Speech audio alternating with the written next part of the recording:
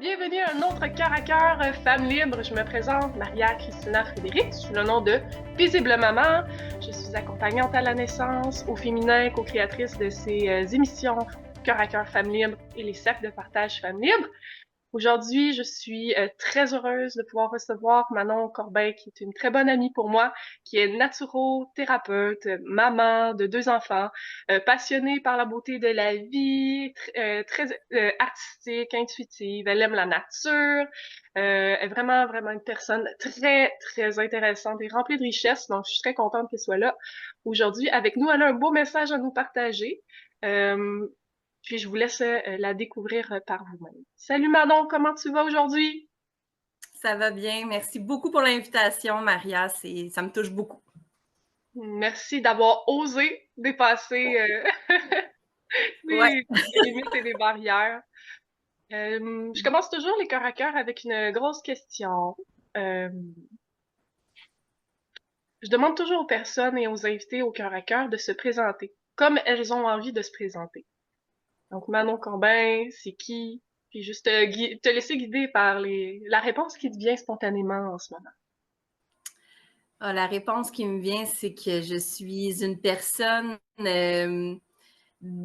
qui se diversifie dans vraiment toutes les sphères de la vie. J'ai vraiment beaucoup d'intérêts.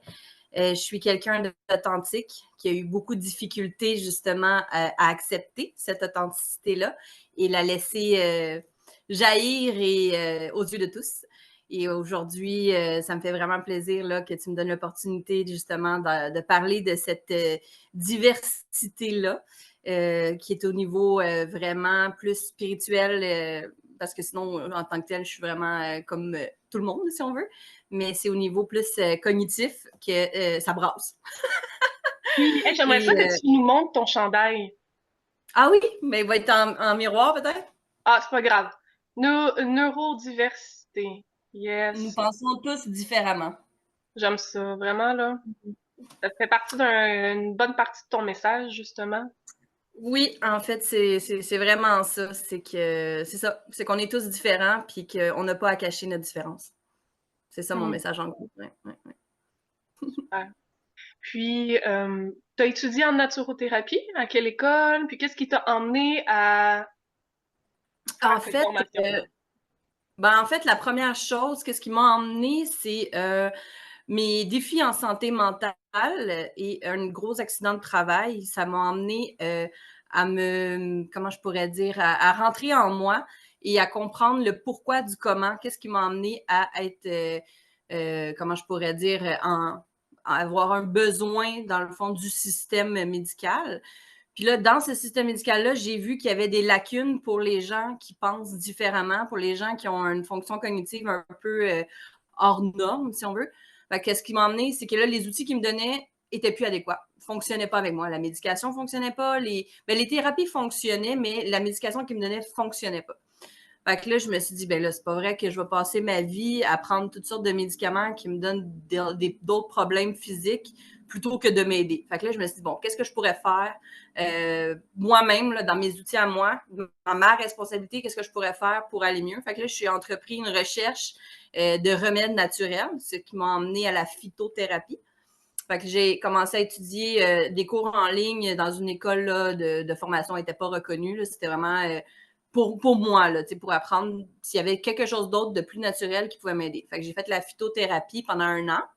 Puis là, j'étais comme, wow! C'est tout un univers qui s'offre à moi. Là, je capotais. Je disais, mais voyons donc, c'est donc bien fou. Fait que là, j'ai dit, bon, je vais m'en aller plus loin encore. Je me suis inscrite à l'herbothèque en tant qu'herboriste thérapeute.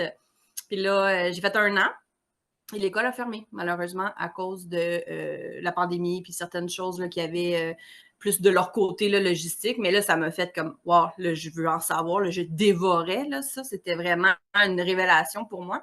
Puis c'était tellement beaucoup de connaissances que je dis, il faut que je les transmette. Là. Tu sais, c'est pas, je peux pas garder ça pour moi, c'est même trop gros. Tu sais. J'ai dit, tous les gens qui ont des fonctions cognitives, mettons, différentes, pensent qu'ils sont brisés, pensent que ça va leur prendre de la médication toute leur vie pour aller mieux ou fitter. Fait que là, je me suis dit, bon, là, l'école est fermée, qu'est-ce que je peux faire? Là, j'ai vu Véronique Tanguay, qui est une passionnée de la nature, en fait, puis de l'humain. Puis elle offrait un cours de naturothérapie. Dans l'école, c'est l'Institut en gestion de santé naturelle qui a été créé par Manon Jacob. Et je me suis inscrite. J'ai dit pourquoi pas. Fait que là, j'ai fait le cours en accéléré. C'est vraiment un cours super condensé de beaucoup de matières en très peu de temps. Et là, je me suis lancée là-dedans parce que je voulais me soigner. Je voulais trouver la cause du pourquoi que moi, ça ne fonctionnait pas comme la masse. Et ça m'a ouvert des portes assez phénoménales. Puis là, je travaille depuis 2 ans avec toi dans un magasin de produits naturels. Fait que la base, qu'est-ce qui m'a emmené vraiment vers les soins dits complémentaires, c'était de me soigner moi, me guérir moi. C'est ça qui m'a emmené, en fait, là-dedans. C'est beau. Puis, tu sais, dans ce chemin-là de, bon, les études en naturopathie, puis est-ce que tu peux-tu nous partager, en fait, ce que tu as appris de toi, comment ton cerveau fonctionne, qu'est-ce qui t'a vraiment aidé?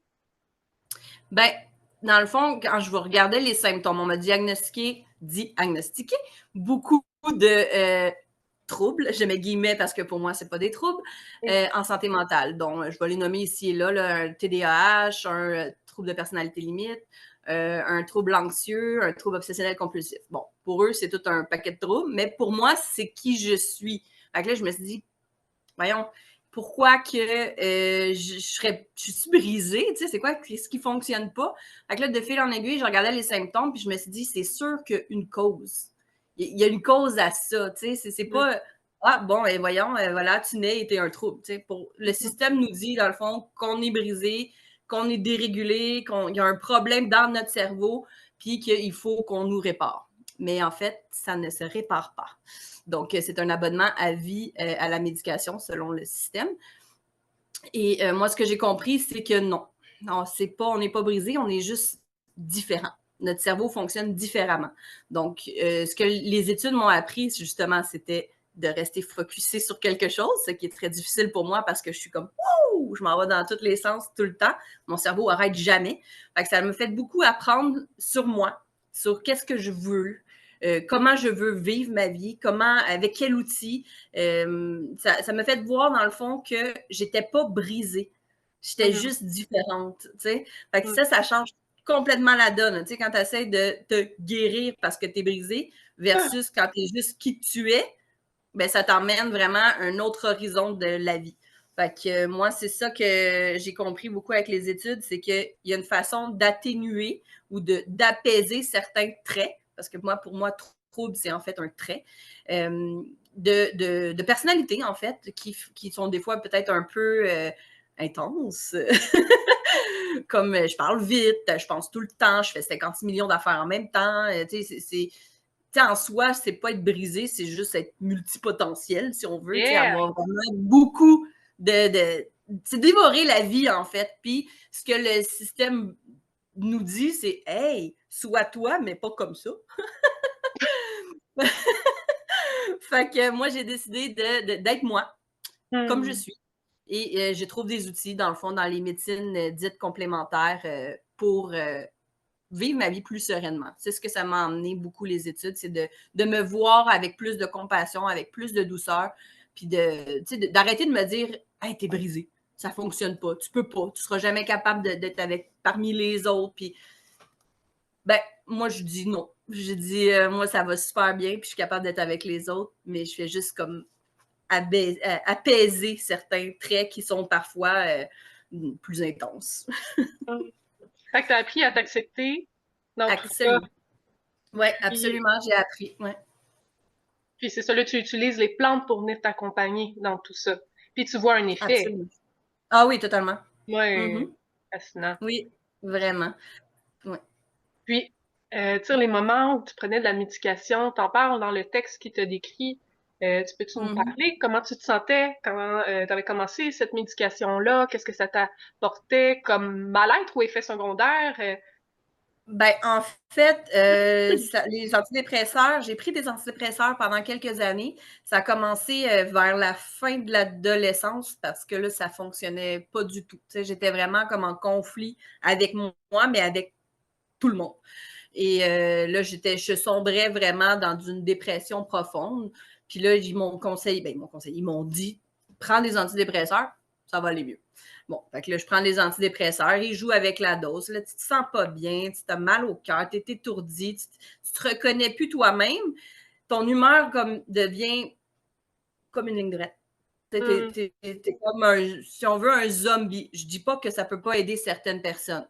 Fine. Ceux que ça l'aide, tant mieux. Je suis vraiment contente pour eux. Moi, ce que ça faisait, c'est que je me sentais plus être moi-même. Et ça, ben, c'était vraiment quelque chose qui a été une révélation aussi. Parce que là, j'étais encore en dépression. Même s'ils me donnaient ces médications-là, ça m'emmenait d'autres problèmes d'estomac, ça m'emmenait des brûlements d'estomac, ça m'emmenait des mal de cœur, des insomnies. Là, je faisais de l'insomnie. Bon, on va te donner quelque chose pour dormir. Là, c'est quelque chose pour dormir là m'empêchait de me lever le matin. Là, c'était rendu qu'on me donnait de la médication pour contrer les effets de l'autre médication. Fait que là, j'étais, bon, d'accord, je laisse ça comme ça quelques années.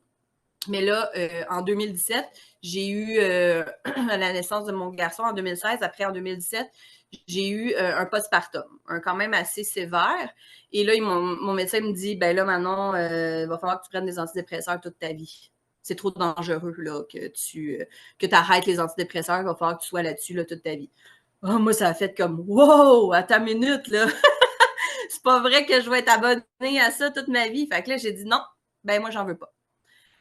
Fait que là, j'ai arrêté ça parce que justement, j'étais plus moi-même, puis je me disais, il y a sûrement une cause à ça. Tu sais, c'est pas juste, bon, t'es triste, t'es dépressive, tiens, voici un petit médicament, ferme-toi et vis avec.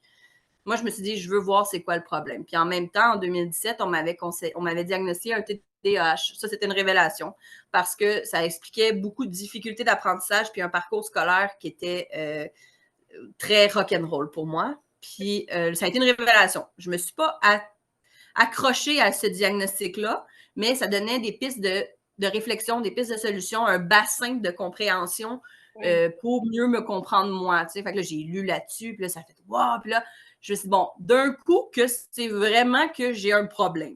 Fait que là, j'ai dit, bon, d'accord, pour la médication, c'était du Concerta. Le Concerta, ce qu'ils font, c'est que ça vient réguler, là, tu sais, là, vraiment au niveau cérébral.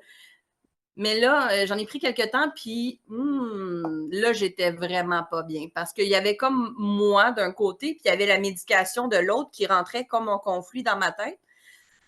Fait que là, je suis tombée en genre de psychose. Fait que là, je me suis rendue à l'hôpital, puis j'ai dit, là, arrêtez ça, là, il faut que ça l'arrête parce que là, je suis pire qu'avant. Fait que là, j'ai dit, non, c'est terminé, j'arrête tout ça. Fait qu'en 2018, là, environ, là, j'ai dit, bon, qu'est-ce que je fais? C'est là que je suis rentrée là, dans la phytothérapie et compagnie parce que je voulais comprendre c'était quoi qui se passait dans ma tête. Fait que donc, la médication, pour moi, ça a été un gros flop total, autant celle pour mon accident de travail que celle pour mes fonctions cognitives. Ça fonctionnait pas, puis là, j'étais vraiment comme désespérée. Là. Si le système ne peut pas m'aider, qui va pouvoir? Moi! Ouais. Fait que je me suis dit, c'est moi qui va m'aider, je vais devenir ma propre thérapeute. Fait que voilà ce que ça faisait pour moi, la médication. C'était vraiment... ça me jouait dans la tête, mais de façon à ce que c'était plus moi, puis ça marchait pas pantoute avec moi. Surtout que t'es une personne hyper sensible, fait que tu devais, genre, le sentir quadruplement à comparer à une personne qui est peut-être un peu moins sensible. Ouais, je sentais vraiment les effets, puis c'était vraiment comme s'il y avait une autre personne dans ma tête qui essayait comme de réguler quelque chose, mais je peux pas, c'est moi, je veux pas me réguler, c'est moi.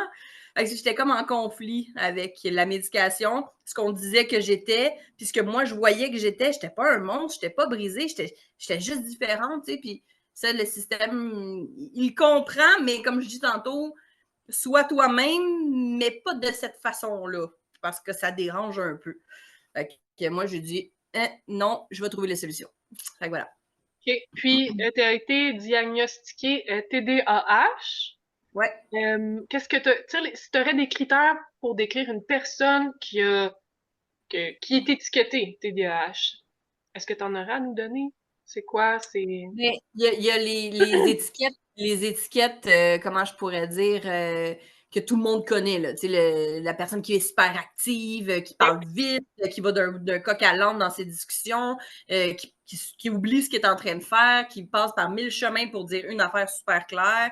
Il y en a une tonne de stéréotypes, si on veut, du TDAH, mais en fait, la base, c'est que moi, je pense, non, je dis pas que tout le monde est comme ça, mais on est tous différents. Et de nos jours, ils étiquettent beaucoup les gens qui sont pleines de vie pour comment je pourrais dire, peut-être pour les rendre un peu plus conformes. Donc, c'est une personne TDAH, c'est une personne, je pense, qui mord dans la vie, mais de façon parfois trop intense pour la masse. Et quelqu'un qui a vraiment beaucoup, beaucoup d'intérêt sur plein de choses, puis des fois qui peut se perdre dans ces intérêts-là. Fait que je sais pas exactement, tu sais, c'est parce qu'on est tous différents. Fait qu'un critère peut être à quelqu'un qui est TDAH, puis à un autre qui l'est, mais qui se rejoint pas. Puis, tu sais, il y a l'hyperactivité, mais il y a aussi l'attention. Tu sais, une personne qui peut être super focus sur quelque chose parce qu'elle est passionnée, puis elle est vraiment dedans, puis là, tu viens lui parler de quelque chose qui ne l'intéresse pas, puis ils vont dire, ben, tu as un problème d'attention. Non, c'est parce que ce que tu me dis ne m'intéresse pas ou c'est pas dans mon champ d'intérêt, tu sais. Fait que, c'est facile de nos jours, je pense, d'étiqueter tout le monde puis des médicamentés justement pour qu'ils fit dans la petite boîte sociétale qui est pas du tout la tasse de thé des gens avec un TDAH. Puis, admettons, là, si tu aurais une journée typique où tu es avec toi-même tout seul, peux-tu nous expliquer ou nous partager quels sont les suppléments que tu prends, les rituels que tu fais, qu'est-ce qui vient apaiser, qu'est-ce qui t'accompagne bien dans ton quotidien, là? Qu'est-ce que tu fais pour prendre soin de toi? Une journée typique, ben moi, j'ai créé un protocole pour bien nourrir mon cerveau, premièrement. Et je sais que j'ai des tendances hyperactives. Je sais que moi, là, dans une journée, quand je vais me lever, là, puis là, je vais avoir 100 idées. Mais je peux pas toutes les faire. Je peux pas toutes les faire, fait que je me fais des listes. Je me fais souvent des listes la veille pour me permettre d'être plus fonctionnelle dans la journée qui suit. T'sais, mettons que je sais que j'ai du ménage, je sais que j'ai des commissions, je sais que j'ai un document à rendre, je sais que j'ai certaines choses, ben, je les écris en ordre de priorité. Fait que ça, premièrement, c'est mon outil majeur, c'est les listes. Parce que sinon, boum, c'est parti, puis j'oublie, puis je m'en vais sur d'autres choses, puis ça n'a aucun rapport avec ce que j'étais censée faire. Ça, je le sais que je suis comme ça, donc je me fais des listes. Puis autrement, je nourris mon cerveau avec des oméga 3. Je prends du curcuma parce que je suis un peu inflammée, puis l'anxiété, le stress m'a fait en sorte que j'ai eu beaucoup de cortisol, puis que ça l'a fait inflammer mon corps. Fait que là, je le calme avec des oméga 3, avec du curcuma. Je prends de la L-théanine pour me calmer. Mais sinon, en soi, mes rituels, c'est vraiment de prendre le temps de voir c'est quoi mon niveau d'énergie dans la journée. Qu'est-ce que je veux faire? Qu'est-ce que je veux vraiment accomplir?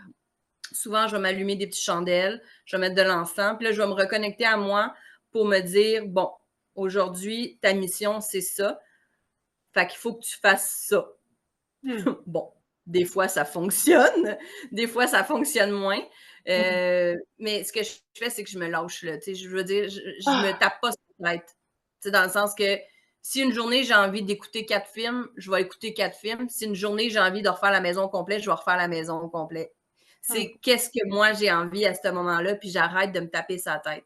Ça, c'est un de mes outils les plus importants, c'est le lâcher-prise, l'acceptation de qu'est-ce qui est.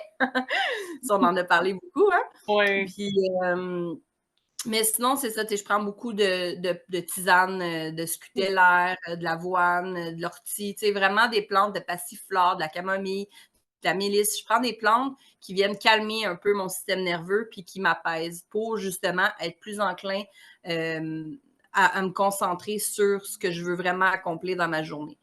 Fait que ça ressemble un peu à ça. J'essaie beaucoup de choses aussi, mais je ne suis pas une personne qui est full fan des pilules, qu'elles soient naturelles ou non.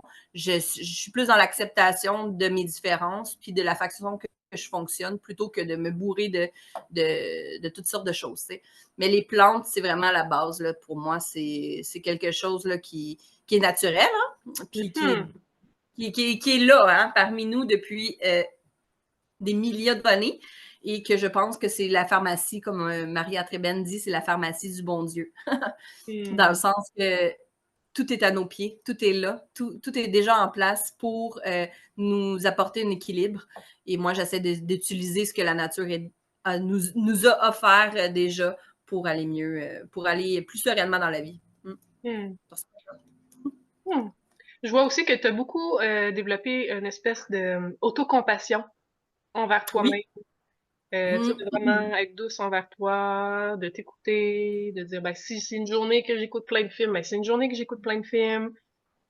Absolument. Ouais, je vois vraiment que C'est ça dans fait le... la différence. Oui, parce que j'ai passé la majeure partie de ma vie à me taper sur la tête. Mm. Puis à me dire, voyons, pourquoi t'es pas capable de faire comme les autres? Pourquoi t'es pas comme les autres? Pourquoi t'es ci? Pourquoi t'es ça? Là, puis là, tu sais, j'avais un discours mental très sombre, très lourd. Et une année, j'en ai eu assez. Je me suis dit, comment tu veux avancer dans la vie? Comment tu veux être paisible? Comment tu veux être serein si ton discours dans ta tête est tout le temps en train de te juger puis de te critiquer? C'est pas possible. Là.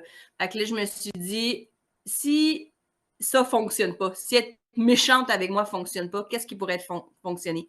Fait que j'ai changé ma façon de me voir Mhm. pour me donner de l'amour en premier, puis arrêter de me dire, arrêter de me faire la violence, en fait.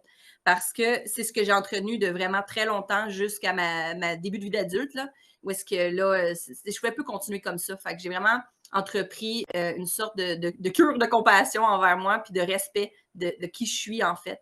Puis, la vie, c'est pas une ligne droite. Hein? Non. Il y a vraiment tout le temps comme ça. Ben moi, j'ai appris à la suivre.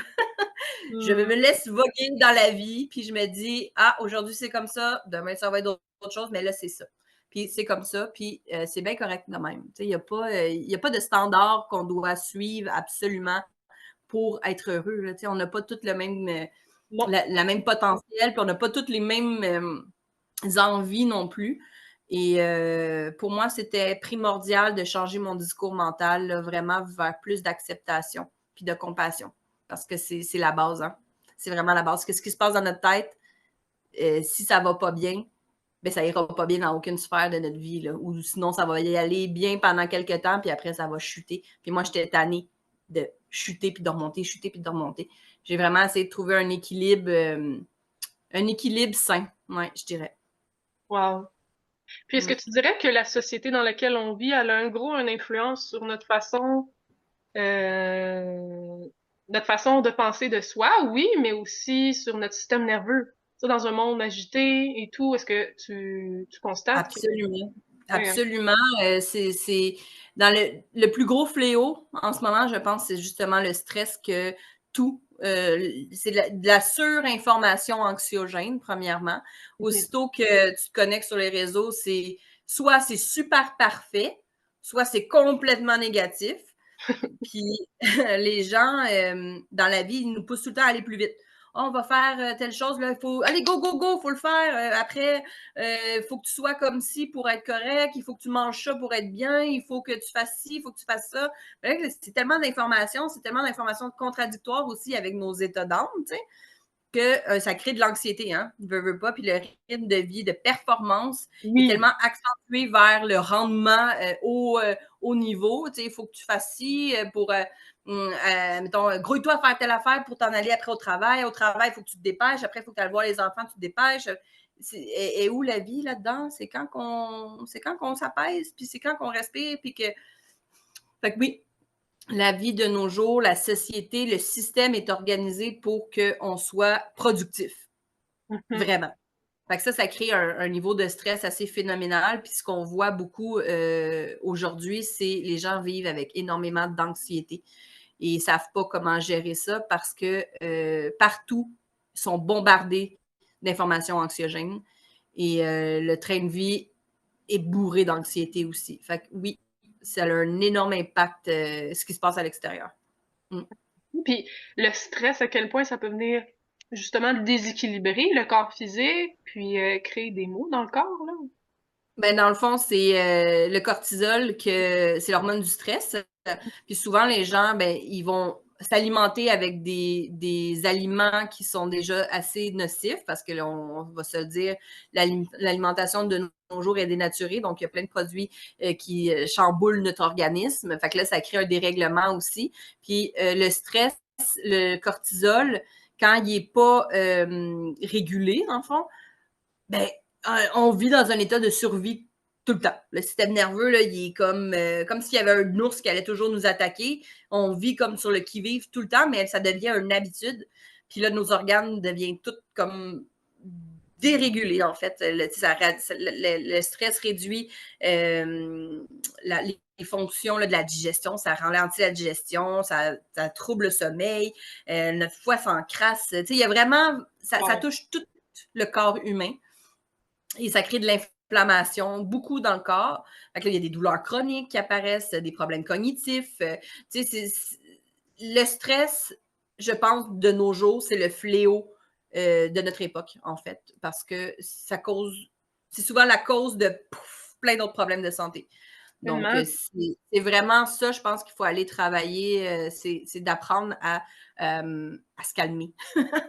C'est d'apprendre à vivre la vie comme elle vient, sans s'en aller toujours dans ce qui pourrait arriver ou puis couper les sources anxiogènes, là, les nouvelles, là, il y a une nouvelle positive puis d'un autre pays une fois par mois, mettons. Là, fait que c'est comme la base, c'est vraiment de réduire notre rapport en sources anxiogènes parce que c'est vraiment ça qui ben, c'est peut-être pas rien que ça, là, mais c'est une des sources qui crée beaucoup de stress. Là. Fait que dans le fond, avoir une hygiène de vie plus paisible, couper tout ce qui nous empêche d'être euh, à l'extérieur de soi toujours, ce qui nous apporte de la douceur, de la paix. Puis trouver aussi, parce qu'on est tous différents, des outils qui nous ramènent aussi dans le calme. Tu sais, pour toi, je sais qu'il y a l'art, il y a l'écriture, il y a la danse. Mais pour certaines personnes comme moi, ça va être d'aller courir dehors, méditer, prier. Fait que c'est vraiment d'explorer quel outil nous fait vraiment du bien pour... Exactement. C'est qu'on est tellement tous différents qu'un outil, pour moi, va fonctionner. Pour toi, ça ne sera pas du tout la même chose. Fait que, il n'y a pas de ligne directrice d'une case. T'sais, oui, il y a une hygiène de vie, mais laquelle te convient? C'est vraiment personnel, puis c'est une introspection qu'il faut faire. Il faut vraiment aller voir en soi qu'est-ce qui nous fait du bien, puis qu'est-ce qu'on veut. C'est pas l'extérieur qui va nous le dire, c'est pas ce qui se passe à Tombouctou qui va régler ce qui se passe ici en dedans. Puis c'est ce que la société amène, le système, comment il est conçu. On n'a pas le temps de rentrer en soi. On n'a pas le temps de s'intérioriser pour de dire, OK, moi, Manon, aujourd'hui, j'ai tant d'énergie, je vais faire ça. Ça va être tout. Puis ça, là, ça va être ma super productivité de la journée. Ça va être ça, comme ça. Mais le système te dit, bon, non, non, go, là, fais ci, fais ça, il faut que tu ailles le faire ci, là, après ça, non, non, non, non, non, non. C'est quand qu'on a le temps de revenir, là, tu sais, puis vraiment de prendre conscience de qu'est-ce qui fonctionne. On est juste tout le temps en survie, en fait, quasiment. Puis on n'a pas le temps de vivre. On n'a pas le temps de vivre, c'est ça le problème. Fait que ça crée énormément d'anxiété et d'autres problèmes de santé. Fait que oui, les outils sont variés, puis ne seront pas les mêmes pour tout le monde. Ce qui fonctionne pour moi ne fonctionnera pas pour une autre personne. Puis c'est de là le cas par cas, puis que pour moi, la médication, c'est comme un plaster. Tiens, voilà. Tais-toi, prends ça, et là, tu vas être drette comme une barre, puis tu vas fitter dans la petite boîte à laquelle on dit d'être productif et de fitter dans le moule. Mais non, c'est pas comme ça. Ça marchera pas. En tout cas, ça peut marcher pendant un bout, mais Manny, le bobo, il va prendre plus d'ampleur. Il faut vraiment retourner à la source puis voir là, c'est quoi qui nous cause tout ça. C'est quoi qu'on peut faire aussi là, pour aller mieux. Fait que tout part de soi, comme tu dis bien dans ton message, tout part d'aller à l'intérieur. Absolument. Mm. Absolument. Puis ça fait peur. Ça fait peur à certaines personnes parce qu'ils n'ont pas été habitués à Ouais. aller voir ce qui se passe en dedans, puis ils ne comprennent pas, puis ils n'ont pas les outils nécessairement pour analyser ce qu'ils perçoivent. Puis des fois, il y a des blessures vraiment profondes, puis ils ne veulent pas aller là, mais souvent, les blessures profondes sont la cause des maux physiques. Hein? Puis euh, si on fait juste mettre un plaster sur le bobo, ben le bobo, il manque d'air. Hein? Il manque d'air, puis il ne peut pas guérir, puis cicatriser. Puis il faut vraiment aller à la source, traiter la source, puis ensuite, ça l'irradie. Hein? Ça va irradier, puis le bien-être va s'installer tranquillement. Puis c'est pas vrai que ça va être rose tout le temps. Puis, mais on va sur le bon chemin, je pense. Fait que tu as comme un accompagnement global aussi, tu sais, t'accompagnes pas juste les personnes avec juste les plans. Tu vas regarder, bien sûr, l'ensemble, tu vas conseiller un art de vivre, tu vas emmener la Absolument. personne à se questionner qu'est-ce qui est bon pour elle, fait que c'est Mm-hmm. beau, c'est vraiment beau. Absolument, parce que, tu sais, si je ferais juste donner une plante, c'est comme donner juste un médicament. Tu sais, C'est ça. mettons. C'est pas ça l'idée, c'est l'hygiène de vie, c'est vraiment la personne au complet. C'est qu'est-ce qu'elle fait, qu'est-ce qu'elle pense, qu'est-ce qu'elle mange, qu'est-ce qu'elle regarde, qu'est-ce qu'elle entend, c'est quoi son Tellement. discours. C'est pas juste, tiens, voici de la scutellaire, parfait, tu vas bien.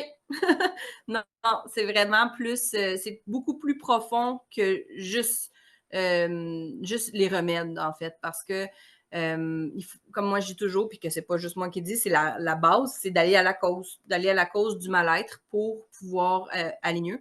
Mais les outils, les plantes sont des outils aussi, puis accompagnent, puis tu peux avoir besoin d'un temps d'une sorte de plante, puis après t'en aller complètement ailleurs dans une autre plante. Puis c'est comme parce qu'on change tous, hein, on évolue, on a des compréhensions différentes, puis des fois, juste en prenant le temps de se comprendre, on élimine des remèdes. T'sais, on n'en aura plus besoin parce qu'ils nous ont accompagnés pendant un certain temps. Puis là, je ressens plus le besoin d'avoir l'accompagnement de cette dite chose. Fait que c'est pour ça que moi, quand on me dit tu vas prendre des antidépresseurs pour toute ta vie, ça a fait comme wow, à ta minute, là. Qu'est-ce qui te fait dire qu'aujourd'hui, j'en ai besoin puis que je vais en avoir besoin dans 10 ans? Ben parce qu'ils ne veulent pas que tu ailles en dedans pour régler les Non, problèmes. C'est un abonnement à leur pharmacologie. Tu sais, c'est vraiment c'est lucratif, la maladie. C'est lucratif, le mal-être. Ça apporte des clients à leur système.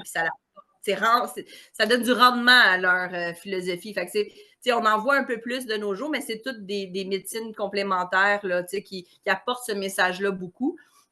Mais le système tape sur la tête des gens qui amènent un peu plus de bien-être, de dire « Hey, c'est en dedans que ça se passe, c'est pas à l'extérieur. » Fait que ça, c'est un gros fléau aussi, là, le fait qu'on est discrédité énormément juste parce qu'on dit « Hey, prends le temps de vivre, prends le temps de te reconnecter à toi-même. » Puis là, j'ai pas empoisonné personne, j'ai pas maltraité personne. J'ai juste dit à quelqu'un « Reconnecte-toi à toi. » Fait que, tu sais, c'est un discours qui n'est pas super populaire encore parce que, ben, où il l'est, puis là, il est un peu dénaturé là, par j'aime pas ça dire ça, mais on va dire le New Age. Là.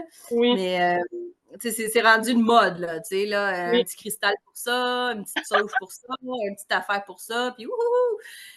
Non, c'est ça, Ça c'est un feu-là. outil. Ouais, c'est ça, c'est un outil, je discrédite pas ça, Non. parce que même moi, j'utilise Mhm. l'encens, j'utilise les plantes, mais c'est un outil qui accompagne. C'est pas ça qui va te guérir, c'est un outil.